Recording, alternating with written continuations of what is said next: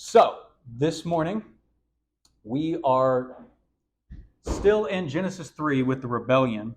We're only going to look at one verse this morning, 3:16. So, I would say don't worry too much about your Bibles because I'll have the text up here on the screen. But let's review where we've come thus far in Genesis 3. In verse 1, we were introduced to a new character in these stories, the serpent. And the serpent, based on this Hebrew term, morning, Casey. Based on this Hebrew term, the serpent seemed to have been one of these celestial beings that inhabit Eden. Eden is the place where God dwells on earth with his celestial council, with his capital on earth, where he's going to do business throughout earth and heaven. So it makes sense that a celestial being, in Hebrew the term nachash, is a double, if not a triple entendre, to describe a diviner, a throne guardian of some kind, like the cherubim. There's all different nuances to the language here that an ancient Hebrew would have picked up on like that. But we spent some time dissecting it and talking about it because we don't speak their language and we don't share their worldview. So it's much, much harder for us to pick up on. When he says a serpent, does he mean a literal snake? No, he does not. This is a celestial being. And as best we know thus far, this serpent disagrees with how God constructed the world, especially by placing humans at the top of the order. Whether he doesn't like the physical world or he just doesn't like humans being so high up in the pecking order, we don't specifically know, but he thinks God's done something wrong here. And so he's rebelling right here and right now in this story to try and undo God's created order. He's leaving his created position and he's trying to establish some of his own. Being a celestial being and inhabiting Eden, God's garden, he would have been present when God spoke to the man in Genesis 2:17. You're free to eat of any of the trees of the garden except for the tree of the knowledge of good and evil. For the day that you eat of it, you will surely die. He would have heard that. All of the celestial inhabitants on earth would have heard God's decree. So, he rebels against God's created order to try to lure these humans into eating the forbidden fruit because he wants God to kill them. He's going to try to use God's commandment against God and undo God's expectations. That's very important because of what God doesn't do in the story. So the serpent speaks 2 times. Both times he speaks to the woman. And this was 2 weeks ago now. I guess we talked about this. It's been a while. Maybe been 3 weeks ago. I don't really remember. That's why we're reviewing. We surmise the likelihood that the serpent chose the woman because she was not yet created in 2:17 when God issued his command. When he gave his mandate and saying, any tree in the garden, you're free to eat any of them, except one, the tree of the knowledge of good and evil. This makes her a potentially easier target than her husband. She wasn't around to specifically hear it. So when he talks to her, his questions are specifically designed for a purpose. Now let's talk about what the tree of the knowledge of good and evil is so that we understand what the temptation is. This tree represents the choice God gave humanity. So in this picture up here, the picture on the left, this tree is the tree of the knowledge of good and evil. Behind it is the tree of life. If you want the tree of life, don't eat from the tree of the garden, the tree of the knowledge of good and evil. But what specifically is the choice about? What does this trial represent? It represents living under God's good kingly reign by listening to him and allowing him to reveal what is good and evil. That is, what is right and wrong. Or you can reject his good kingly rule and you can seek autonomy from God and you can decide what is right and wrong, good and evil for yourself. And that's what this represents. And God says, on the day you start deciding what is right and wrong, you will begin the process of dying. It will destroy you to try and gain the wisdom to decide right and wrong on your own. You should listen to me, but you don't have to. I will give you the choice. All right, so if you eat from the fruit, it will inevitably lead to the ending of God's life-giving status here. His gift of life will come to an end at some point. So you eat the fruit, your eyes may be open, but you're tainted with shame. And what you're doing for yourself is always insufficient, and it's always abusive and accusatory. And we saw this when God called the man and the woman to account. They just shift the blame rather than answering, yes, I did it. You see their insufficiency in verse 7 when they try to make clothes for themselves. And then you see their abusive accusations towards, God calls the man to account, and he says, well, it was the woman. The woman blames the serpent. And so they're blaming each other instead of taking responsibility for their own actions when they're called to account. And that's what all this wisdom and deciding for yourself what is right and wrong actually leads to. You don't think that you're wrong for what you've done. But it doesn't matter what you think if God is king. And so this leads us, and I didn't exactly say this clearly the last couple of weeks, so let me just put it on a slide and make it clear now. What is the fundamental problem with the world? God is not allowed to rule unchallenged. We think we know better than God, the Creator. And so we challenge Him and we think, well, if I just do things my way, life will be a lot better. Things will go better for everybody if everybody just listened to me. And it doesn't work that way. God is king of the entire planet. He's the Sabbath-sitting Lord who rules earth as His temple and the place where His glory dwells. If He's not right, ain't nobody right. But He is right. We just have the pseudo-wisdom darkened perspective where we automatically think we're right. Because that's what the temptation was about. The crafty words that the serpent speaks is designed to cast this doubt and suspicion on God's character. Up until Genesis 3, however long this husband and wife have been in the garden, God has protected them, God has provided for them, and God has in no way punished them. He's done everything right and good. He is the good king. He has their best interest in mind. But the serpent's language is designed to make the woman more suspicious of God for the first time. When God says, you're free to eat from any tree in the garden, except the one that we talked about, the serpent adds in chapter 3, verse 1, did God really say you must not eat? And it's got this flavor to it behind. It's like, can you believe God said, don't eat from any tree in the garden? And the woman says, oh, no, we can eat from any tree in the garden. We just can't eat from the tree in the middle of the garden. God, in 2:16 and 17, He calls the tree of the knowledge of good and evil by name. The woman just calls it the tree in the middle of the garden. This tells us something about the way she's perceiving the thing, the tree itself, and her relation to it. Where God says, when you eat of it, you will certainly die. The serpent says, you won't die. And this is a celestial being. Surely he's higher and greater than the men and the woman. Maybe he knows what he's talking about. But see, you're not supposed to listen to the voices of other celestial beings if they defy God. God is a celestial being, but He is the creator, father, progenitor of all the celestial beings. You must listen to His voice above all the other ones. And so we talked about this. The woman's responses to the serpent shows that she lacks this full understanding and reasoning about the purpose of the tree. Her lack of understanding makes the serpent's words in verse 5 all the more appealing to her. See, God knows that when you eat of it, you'll be like the gods. You'll be like us. You'll know good and evil. You'll decide for yourself what is right and wrong. Look at me. I'm over here telling you that God's wrong. Clearly, I know what right and wrong is, and I get to decide that for myself. And God, He's just holding back on you.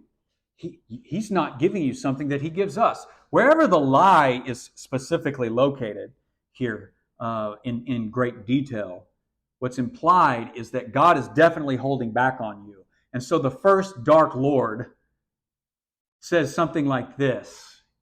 And I can just hear, I wish Reagan was here because she would totally appreciate this, but I can just hear this in the voice of like Voldemort. You know, especially in the first movie. You've seen Harry Potter and the Sorcerer's Stone? At the end when he confronts Voldemort, he's sticking out of the back of Quirrell's head. And the guy who does the voice, he puts the very whispered, snake-like appeal to his talk. I'm doing it very nasally, but it's like he's a shadow of himself. And you should hear this in the voice of the snake. I mean, listen to this and kind of feel the evil in this. If you just eat the fruit, you will get to decide for yourself what is right and wrong, what is good and evil. Right now, God is the one who decides what is right and wrong. You do what he says. It's creepy. I can't do it, but if you don't have to live under God's rule. That's what this creature is saying. You live under God's rule, and it's so limiting to you. Why don't you just break free? Things would be better if you just take the power apart from God and decide for yourself what is good and evil, right and wrong. Holding back, he's holding you back. He's keeping you in service to himself. And when he's designed this world so that he could be king, when you could rule on your own terms, his designs constrain you. You could be better kings and better queens apart from God. The only thing you have to do to get there is to eat the fruit and give yourself, free yourself from God's promises. So, as we are all descended from this man and this woman, we all share the original consequences of their choice. Each and every one of us thinks that we're automatically right to do whatever we want because we took this voice and we believed his promise that was a lie. We think that anyone who puts limitations and rules on us is the bad guy, like God. I mean, once you think that God is the bad guy, all bets are off. You think everybody's a bad guy except you. Because we think we have to be free from rules, free from constraints, our truths and our authentic selves. I mean, you guys are growing up in this online culture. It says if anybody ever tells me that I can't have this or I'm wrong about that or something, or there's an opposing viewpoint that doesn't let me have my way, you go crazy. Yeah, you're absolutely right. It's the culture you're growing up in. And the Bible is trying to tell us that right from the beginning, that was a lie. You want real life, you need to be connected to God, the life giver. Telling God that he's wrong and that his way is bad is the wrong way to go about living in this world that he created. We fail to understand this because of our supposed great wisdom gained in this moment. And remember, I said when the verse says it was good for gaining wisdom, really it's the pseudo-wisdom because the woman is upside down in her thinking in this. And so we think we're the heroes in our story, but we're actually the villains. We are the villains in the story, and the real hero has to come and actually deal with our evil and with our rebellion. And that's what happens starting in verse 8. It gave this picture where they heard the sound of Yahweh God walking in the cool of the day. And I mentioned you can justifiably translate this to read something like, they heard the thunder of God coming in the whirlwind. That would be one way that you could translate it, which is why I put up this picture back here. This enormous storm may very well have been the way that God was coming in the garden. Why? Because it would imply that Yahweh is coming specifically to judge the rebels. All three of them in the scene. It also makes more sense for why the man and the woman hid. We were naked, we saw the storm coming, we were afraid, we hid. Coming to speak to somebody in a storm manifestation is a somewhat common way that Yahweh appears to people in the Old Testament. It happens to Moses a couple of times. It happens to all of Israel at Sinai in Exodus 19 and 20. At the end of the book of Job, when God shows up to actually answer Job's complaint, it says he comes in the whirlwind. It says it twice. Ironically enough, and maybe you may have trouble seeing it down here because I had to put it in black to try and show up against the changing colors in the background, he did not come this way to Elijah. On Sinai, when Elijah fled from the northern kingdom and he came to Sinai, God does not show up in a whirlwind because Elijah was trying to make God show up in this great, powerful manifestation. And so God didn't. He came in a gentle whisper. But he's also not coming there to judge Elijah for anything. He just asked him, what are you doing here? I didn't tell you to come down here.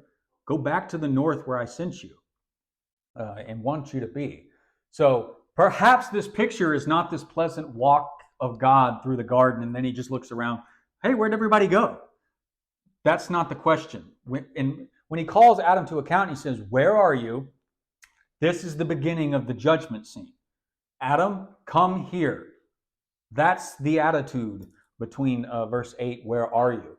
And you see in verse 9, when God is doing this, that God is taking the initiative to actually seek out humanity and make things right again. But in order to make things right again, the wrong has to be dealt with.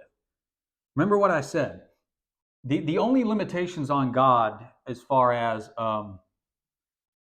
evil existing is that one, God cannot participate in the evil himself. He cannot decide evil things or make evil decisions. And two, once evil creatures have committed evil, he must judge that evil. In some way, in some shape or form, he must deal with it. And so what you see here is that God coming as a judge to call man to account first. Adam, where are you? Adam, come here. I was afraid because I heard you coming. I was naked. I just hid. Who told you you were naked? Did you eat the fruit that I told you not to eat from? It was the woman. And you see the structure of these verses, and we're going to pick it up in verse 16 here. So God questions the man. He offers him the chance to confess to his crimes. But the man refuses accountability, and instead he passes the blame on the woman. So we see the beginning of this breakdown of the relationship because of sin, because of rebellion. So God turns to the woman and he says, what is this you've done? And so he speaks to the woman. He says, explain to me your action. He calls the woman to account. And she, instead of taking responsibility for her actions, says, I was deceived by the serpent. The serpent made me do it. You know, that old adage, the devil made me do it and stuff, comes right from Genesis 3. The serpent, I got confused and stuff, and he made me do it. So God speaks to the serpent, but he does not question him.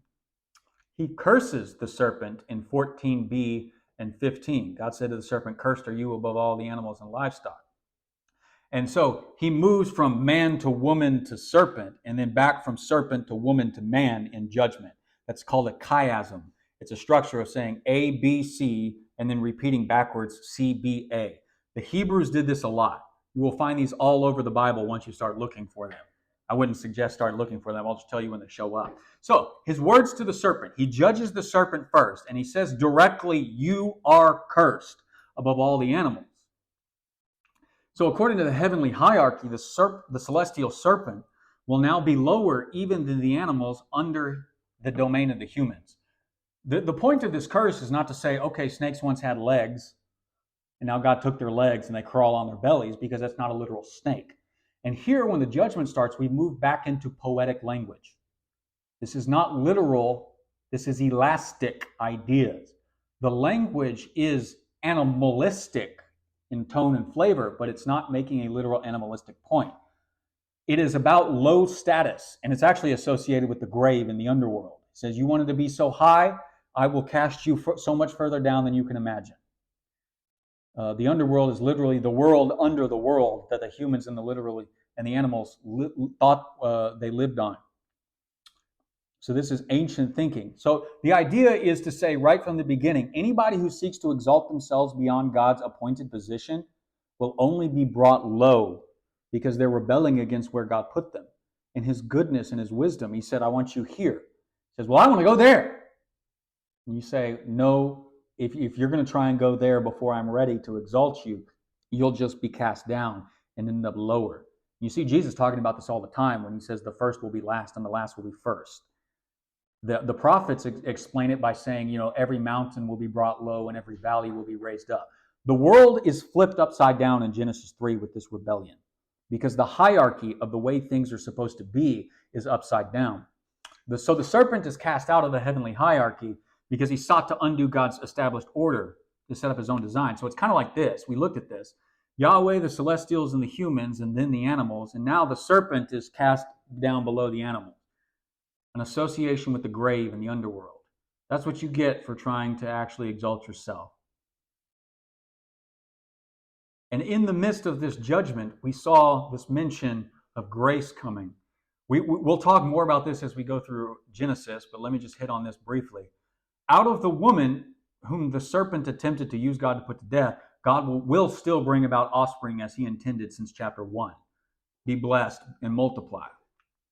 The serpent and the woman's offspring are going to be constantly fighting it out in an ongoing warlike way, which you often get referred to as spiritual warfare. You can call it that if you want. Until a seed of the woman, not the seed of the man, because the seed was typically something about a woman. Was typically something about a man, but here it's called the seed of the woman. And what later readers do is they look at this and they reflect, well, what is the seed of the woman? And they ultimately conclude a virgin birth is the only logical explanation from what we have, and they get to Christ. There's more to it than that. But anyways, the seed of the woman will ultimately prevail against the attacks of the serpent. He will win the war. He will defeat the serpent and all the seed who would follow after the serpent. So this idea that the serpent himself will have seed foreshadows more rebellions to come, both celestial beings and terrestrial beings, which are humans. Now we're here in verse 16, this verse that we're going to talk about today. The verse says this: "To the woman, God said, I will greatly increase your pains in childbearing. With pain, you will give birth to children. Your desire will be for your husband, and he will rule over you." I believe that is the NIV here, but I took this slide off the internet because I thought it was at least more decorative than what I would do with it. Okay, so the judgment on the woman. First off, unlike the serpent who is cursed, or the ground in verse 17 when we get to talking about the man next week, there is no mention of a curse with the woman. He doesn't use the term. And you'll notice, although he directly curses the serpent, he doesn't even directly curse humans at all. When he judges man, the judgment is on the ground that man has authority and dominion over. The judgment is not to curse humanity itself. And here the word doesn't show up. Why doesn't God curse humans? Why doesn't he curse the woman as he cursed the serpent? And the short answer is, God will not be proven wrong in his choices. What do I mean? If he tells you to do something, he's not going to tell you to do something that's going to end in a bad way. That is true. There's a little bit more directly to this that you should be able to tie back into chapters 1 and 2 that we've already read. Let's go back to chapter 1 and just think about this. In Genesis 1:28, God had already chosen to bless humanity by multiplying their offspring. What is the woman's role in creation? To bear children, or at least that's part of it. If God reneged on that blessing, he would be admitting defeat by the schemes of the serpent. If God said, okay, look, I can't bless you anymore because you sinned. I can't do it. My hands are tied. I'm God and my hands are tied. I guess you're just cursed now. I guess I have to put you to death. God understands the serpent wants these people dead. But God shows mercy and he doesn't kill them, even though he would be justified to do that. He doesn't put them to death. They're already on the downward cycle as it is. They're going to die. And we'll talk more about that next week because physical death is a part of the judgment against Adam. But God does not renounce his blessings on people. Once he decides to bless humanity as a race, rebellion and sin entering in is not going to undo that. It is going to have consequences to that. But it will not undo what God has said he will do. So, despite the rebellion of his image bearers against his good kingly reign, God is not going to fail to fulfill his plans through this man and this woman. The serpent doesn't get to win. The seed of verse 15 must come and will come through this woman. Her bloodline will achieve God's intentions and redemption for this world to end the war against the serpent. He chose to use human image bearers through whom to rule the physical world and expand Eden across the planet. And despite their rebellion, he will see that plan succeed. It will be marred, it will be perverted, it will be twisted in every way imaginable, but ultimately his plans to use humans will succeed. So he's going to let the humans live with the consequences of their actions.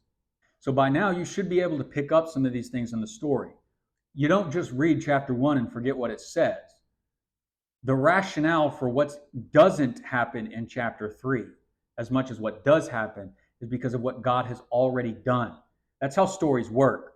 Plot points matter. And the big plot points in Hebrew you can find are typically in poetic form. So let's talk about that, because verse 16 is a poem. To the woman, he says, I will make your pains in childbearing very severe. In painful labor, you will give birth. Your desire will be for your husband, but he will rule over you. You can see the purpose for which she was made is targeted for judgment. Her purpose as a mother, her purpose as a wife. And in two phrases, and only 13 words, I think, in Hebrew, God completely frustrates her purpose as a mother and her purpose as a wife. And he's going to do the same thing to man. Man gets the longest judgment in this chapter, even longer than the serpent, as far as like word count goes. I think the serpent's like 33 words in Hebrew, the woman's like 13, the man's is like 45.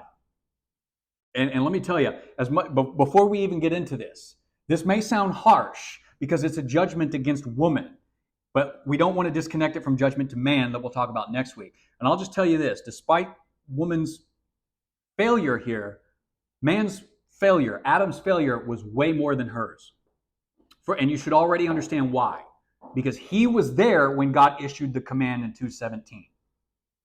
The woman wasn't. And so you can see here, when God doesn't even use the term curse at all, that God is more gracious to the person who has the least amount of revelation. Adam had the most amount of revelation. And he gets the most judgment out of all of this. And it affects everything. And ultimately, it is Adam's fault. So I'm just saying that to everybody who's watching online and who thinks I'm being misogynistic or sexist or something later on. You just know we're going to get to Adam, okay? But for this, the purpose is I'm going to I'm going to frustrate and make complicated your purpose as a mother and wife. So purpose as a mother. The language seems to be a merism. We talked about this. A merism is two extremes that imply everything in between. Heaven and earth is a merism for everything above and everything below. Everything that you can go out and see. Everything that you can experience in the physical universe, God made. That's Genesis 1:1. Here, the merism appears to be from conception to birth. Now, this suggests that every aspect of conception to birth will be difficult, not merely the labor itself. He doesn't just say, I'll make your birth pains very severe. It says, I'll make the entire process of conception, pregnancy, and birth giving much more severe. Some people extrapolate from this poetic statement the possibility that the entire process of raising children, even after they're born, is actually under judgment and made much more difficult. And that could be true. It is a possibility in the elastic language that's going on here, but it's inconclusive from this verse alone. So I won't land on that as saying this verse is trying to point that out. But it is a corresponding truth that we deal with. I mean, none of us in this room are parents, but you are a difficult being to deal with because you are a rebel. You eat the forbidden fruit and you think that you're wise in your own eyes. And so when your parents have to actually teach you that you're not so wise in your own eyes, and when your teachers have to teach you that you didn't do what was actually right, even though it thinks or feels right, trust me, raising kids like being a youth minister is no easy thing. It is no picnic. So it's at least being pregnant and giving birth, but possibly raising children, all three portions, will be extremely difficult. But the language is actually just focusing on the first two, because the woman has to do this portion of the work alone. Her husband cannot help her in this. Pregnancy, birth, except for kind of external supporting ways, the man can't partake in those things. Only in the conception process. But once that, he's done. It's all on her. And so God specifically judges her responsibility in the creation process. But the point is, woman will fulfill her God-given purpose as a mother. This woman will fulfill that role. Women in general will fulfill that role. But it will not be easy. And yet, despite how much it takes, how much you go through, and all the pain of 9 months of discomfort in pregnancy, and of all the number of hours of labor that a woman could go through, multiple times for having multiple children, women will still voluntarily go through this process because they want to fulfill their purpose of motherhood. It is too deeply ingrained in your psyche. And I would say the same thing is true for fathers. We want to be fathers, but we can't bear the children. We're not seahorses, okay? That's the purpose of the mother. Now, all the pain isn't going to undo it. All the cultural pressures are not going to undo it. All the things that you're getting today about rejecting traditional families and what it means to be a woman is not going to undo women's role in the created order. It's just not going to happen. There was a feminist, I think around the 1960s, because it was around 1960s feminism, but I don't know exactly when she said this. Her name, if I'm saying this right, but I'm no good with French, is Simone de Beauvoir. De Beauvoir, something like that. I'm going to say Simone de Beauvoir. And she was arguing with this other feminist, and I forget the other feminist's name, but the other feminist said this point around this time where she says women should be given a choice whether they want to stay home with the kids or get into the workforce. Simone de Beauvoir was the one who said we cannot give women a choice because too many of them will actually choose to stay home with their kids. They will care more about their kids than with getting out into the workforce. Why am I pointing this out to you? Because historically, it wasn't men who told you that your value comes from getting a job. In a very real sense, it was women who tried to pressure and control other women and take the choice away from you. Some of you may not be mothers. You're not failing or sinning or something if you don't. The point is the majority of women are going to, and it's actually good and beneficial to the creation. God is sharing something with you as mothers that he did not share with us as men and as fathers. You get to be like God in the sense that you get to create new life. To an extent, we play a part in that. But it's far deeper and more precious for y'all, and you can ask your mothers about this, and you can compare it to what your fathers have to say. Your mothers actually felt you kicking inside of them. There is a connection there that they have that fathers do not have with their children. And that the fatherly connection develops much, much later in life, especially when they get old enough to go out and do things. Then the father's job really starts kicking in. But the mother's is much stronger. Men and many women in the workforce are waking up to the fact that it's not actually fulfilling them to be in the workforce. And so they're leaving their workforce and they're pursuing motherhood and finding it more meaningful. And you should at some point look up female lawyers and just studies on female lawyers, because what happens with female lawyers is they get out of law school and they work 80, 90 hours a week in their 20s to make partner by the age of 30. They make partner at the age of 30 and then they quit because they've had 8, 10 years of being a lawyer and they realize they don't want to do it. And they are leaving the position they spent the bulk of their 20s working for because they realize this isn't actually what I want. And then they leave their jobs and they go have wives. You've been on TikTok and you've seen the trad wife trend. Trad wife, short for traditional wives. It's like picking up steam on social media because women are putting out there, you know what, here's my story. I was in the workforce and I left when I got married, and now we're going to settle down and we're going to start having kids. So I'm going to be there for my kids. I'm not going to pawn my kids off on a babysitter 40 hours a week just to go get a paycheck to pay that babysitter to raise my kids. I want the connection with my kids. And you know what? When they get older and they don't need me in the same way, then I can go back to the workforce. Then I can find another adventure. But right now, while I can have kids, this is my adventure. So the twisting of motherhood and thinking that you're right in your own eyes and that you're right to reject motherhood is a big deal that our culture deals with. And you can see its roots right here. When woman thought that she was so wise in her own eyes, but she's not getting out of her created responsibility.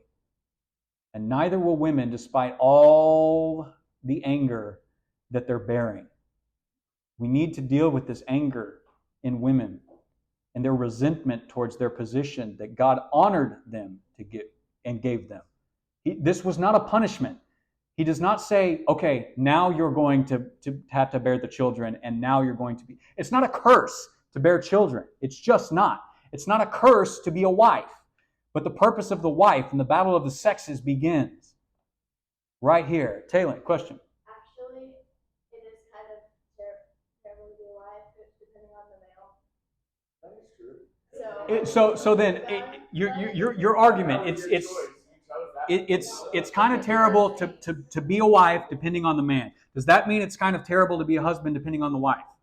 Yeah. Okay. So how do you navigate those waters? Because you putting all the blame on your husband is this problem. And the husband it is reciprocal. Husbands putting all the blames on their wives is no less a problem. We could go round and round talking about that. This is what happens when you blame other people for your choices. She chose to eat the fruit, but now her desire is for her husband. So let's talk about this desire. What does this mean? Because if you're just reading it in English and you don't know this Hebrew term, teshukah, you might actually think, oh, yeah, man, her desire's for me. What's up? What's up? Yeah. And you know what? The term only occurs 2 other times in the Old Testament, and one of them is in the Song of Songs, and the language in 7:10 is actually, positively speaking, where I think it's the male voice of saying, yes, her desire is for me, or it's the woman's voice of saying his desire is for me, and it is sexual desire. But in 3:16, it has nothing to do with sexual desire. It's closer to Genesis 4:7, where God is talking to Cain, and he says, why is your face downcast? Why are you upset? If you will do right, you will be accepted. If not, sin is crouching at your door. Sin desires to have you, but you must rule over it. Look how close 3:16 and 4:7 are in language. Your desire will be for your husband, but he will rule over you. Sin's desire is to have you, but you must rule over it. There's a connection here that the author really wants us to see. The idea of desire has to do with wanting to unlawfully or unjustly be in charge of another person. You want to have power, you want to have dominance over another, you want to be a tyrant. We've talked a lot about tyrants in our Disney movie discussions. And all the tyrants that we talked about were male tyrants. But look at the background of this. Maleficent, Ursula, Cruella de Vil, these are female tyrants. Being a tyrant is not a male quality. Male tyrants go about it one way, like Scar, but female tyrants go about it another way. And we could talk about these 3 stories in a Disney movie discussion. And we could talk about what female tyranny actually looks like. Women, or wives, it's particularly wives here. It's true. It's not legitimate to say, well, it just happens when you get married. No, it can be sisters over brothers. It can be daughters over fathers. It can be daughters over mothers and stuff. But the idea here is that part of the rebellion is that you don't want to stay in your natural created space. In your relationship to your husband, you are now going to try to get the upper hand. You're going to try to gain some sort of control and dominance to control the relationship. And it's true. Men are going to try and do this as well. This is not an excuse for men. Okay, we'll talk more about that next week. But despite this, God created the man first, and he created the husband to have the authority where the buck stops with him. This is why Adam is in so much trouble compared to Eve. Not that Eve's not in control, it's just that husbands have primary responsibility, not sole responsibility. Primary responsibility over their wife and their family. But because they're going to abuse it, because she's now pseudo-ly wise in her own eyes, she's going to think that if she just has her way all the time, things would go smoother. But that's not true. So we have to keep the stories in context. 1:26 and 28 give this macro picture of human status before God. Men and women are explained to be ontologically equal in this verse, meaning by nature, you are no better off before God being male or female. That doesn't matter. Neither one is greater because of your gender. You're meant to share responsibilities in ruling creation as one in a married family unit. But this is not the only thing the story tells us, because when you get to the creation story in chapter 2, the micro picture zooms in on human relationships and human responsibilities, particularly between husbands and wives, as the foundation of the rest. And what we see is that Adam was created first for a reason, to serve and to guard all of creation. Only then does he start mimicking God in the garden by naming all the animals, and then as God named things in Genesis 1, and then God creates the woman. And the woman comes along, and then God names her as well. He exercises dominion and authority over her without sin and rebellion actually being in the world. But she was receptive to his leadership. His leadership wasn't tainted, and she had no problem with it. But again, once you become suspicious that God is holding out on you, you have no chance of thinking that your human male component is not holding out on you. So, of course, this is an extension of your decision to decide right and wrong in your own eyes. These two poetic statements emphasize the theological points of the overall story. All humans are equal before God. Husbands and wives are made for each other, but they are not the same types of humans. They do not exist as the same gender because they are not going to fulfill the same roles in the relationship towards one another. There is an order to how God made man and then woman to establish the family. Paul will allude to this in 1 Timothy 2, 9 through 15. But now we have this third poetic statement added to the list, and it throws a wrench in the entire machine. She won't want to be submissive to her husband, not her husband's authority. She won't want to show respect and deference to him as he intended, and he won't want to use it for the right purposes either. She will seek power and control over him, often unconsciously, but he will remain head of the household family unit. So let's ask some questions and see what we get. Here, in conclusion, let's just end with this. Does this give unlimited power to husbands? No. Correct. No, of course it doesn't. That would make men tyrants. But do you see that we've talked about this? God gave freedom to humans. He wanted them to have freedom. And tyrants are people who limit and control other people's freedom. And yes, if a husband does this to his wife, he is no longer acting as he's supposed to. Peter points out this out in one of his epistles. He says, look, if you really want God to listen to your prayers, you should treat your wife better than you are, because God will not listen to you while you treat your equal in marriage as a non-heir to the same promises that you're inheriting here. But there's a difference between ontological equality before God and functional relationships and how you're going to work. Regardless of the fact that functional relationships are different and some people have authority over some other people in legitimate ways, as all parents have authority over their children, this gives no one, not even husbands, all authority in the household. Primary, not sole responsibility. Therefore, primary, not sole authority. Are men guilty of abusing women? Are husbands guilty of using their authority in self-serving ways at the expense of their wives? Yes, absolutely. They are just as much tainted with sin as anybody. Does this mean that men are disqualified from their roles as husbandly heads? No more than God disqualified woman from the honorable responsibility to be the mother of all new image bearers. Keep all the elements of the story in mind. If God was going to take away his God-given responsibility from Genesis 2 to the man to be the head of the wife, and he doesn't take away the woman's responsibility to be the mother of all the living, to bear the seed, to save the world, to play her part, why would he take it away from man? And as you go through this chapter, there is no indication that he takes it away from man.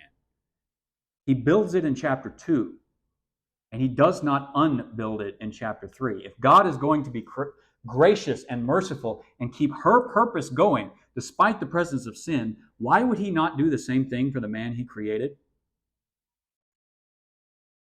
People aren't used to thinking these ways about the story. They think, okay, Genesis 1, we're created equal. Boom, nobody can tell me what to do. And they're incorporating the twisting of Genesis 3 and they don't even realize it. Or they think Genesis 2, the husband has authority over the wife. My wife has to do what I say. No, because now you're not taking Genesis 1 into account. And you're not taking Genesis 3 into account. You can't see the parts of the story you want to see and ignore the parts of the story that you want to see. You must take the poetic statements in 1:28, 2:13, and 3:16, and 17 through 19 all together to create the picture of the reality of the world that we live in. You can't just pick and choose what scripture you want to pay attention to.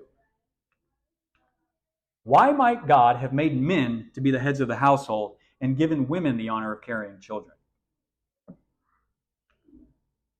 The toll and the exertion it takes to be pregnant and to give birth makes women, mothers, wives, extremely vulnerable, physically speaking. And that is no small thing to put yourself in that scenario. The physically stronger of the pairing, the husband, is charged with using his superior strength and less changing physical attributes, meaning he doesn't have a monthly cycle, for the sake of protecting the vulnerable wife and child. He made men heads of the family and being responsible because it was going to be that much of a toll on the woman. It is not about dominating her. It is for her own good that God gave responsibility to him over her, meaning for her. When you get married, when you are even dating and picking a boy, if it is a man-child who never wants to get busy and do anything with his life, do not date that boy, because he will grow into a husband who will not be there for you when you need him to be. When you are trying to fulfill your role as a mother, he won't be there. Her provision and protection is emphasized as his responsibility, while her responsibility is emphasized through physical vulnerability, tasks that require physically weakening yourself. So it might be good if you had a physical protector. But see, our sin has maimed us all so that we don't trust people. We don't even trust God because we're in rebellion against him. You want these harmonious relationships to be reestablished? You have to first start making peace with God and start rebelling against him. Stop it. Seek to live under his reign, and then seek a partner of the opposite gender who is also seeking to live under his reign. And you will work out these relational dynamics, and there will be plenty of room for negotiating what that will look like in your individual household, because God has also given you freedom. You don't necessarily have to do it the exact same way a previous generation did. But you have to fulfill your roles. That is a non-negotiable.